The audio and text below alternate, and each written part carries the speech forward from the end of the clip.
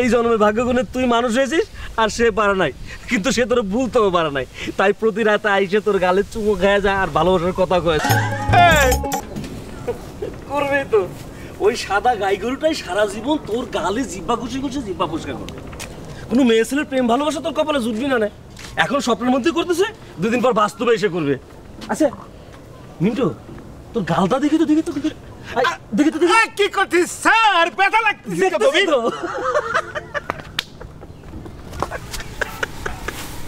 হাসতেছিস কি জন্য? হাসতেছি কি জন্যে? আমার কি মনে হয় জানোস, তুই শালা পূর্বজন্ম একটা সার ছিলি। সার মানে বুঝেছিস তো, বলদ। আর ওই সাদা গাই গরুটা তোর প্রেমে পড়েছিল।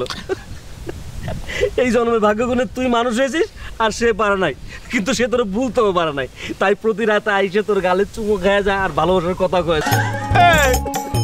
কি সব আকাত কুকতা করছিস? আমি পূর্বজন্মে সারথি যাব কি জন্য? আমার তো মনে হয় আমি পূর্বজন্মে অনেক বড় কোনো শিল্পী ছিলাম। সারা রাত জেগে বসে বসে আমার গান শোনার জন্য লোকজন সব অনেক দূর দূরান্ত থেকে কাঁথা বালিশ বগলে লয়ে ছুটে আসতো।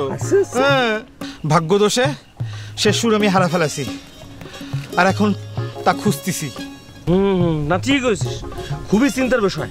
আমার মনে হয় ভগবান আগের জন্মে ষাঁড়ের গলায় সুর দিয়েছিল, বলদরা তখন গাইতে পারতো। আর তোর গান শুনে সাদা গাই গরুটা তোর প্রেমে পড়েছিল।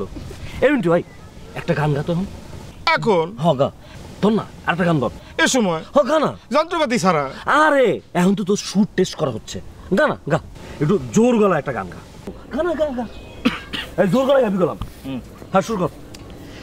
তার কাছে বলি সে অসে নামে, এই পথে যেতে যেতে গান গেছে গিয়ে। তার কাছে বলি সে অসে নামে, এই পথে যেতে যেতে। টান দিছিস কি জন্য? আরে তুই পাড়ার মতো টান দিছিস, কাজ আছে তো, চল না। শোন, আমি যদি পূর্বজন্মের সার হয়ে থাকি, তুই একটা পাড়া।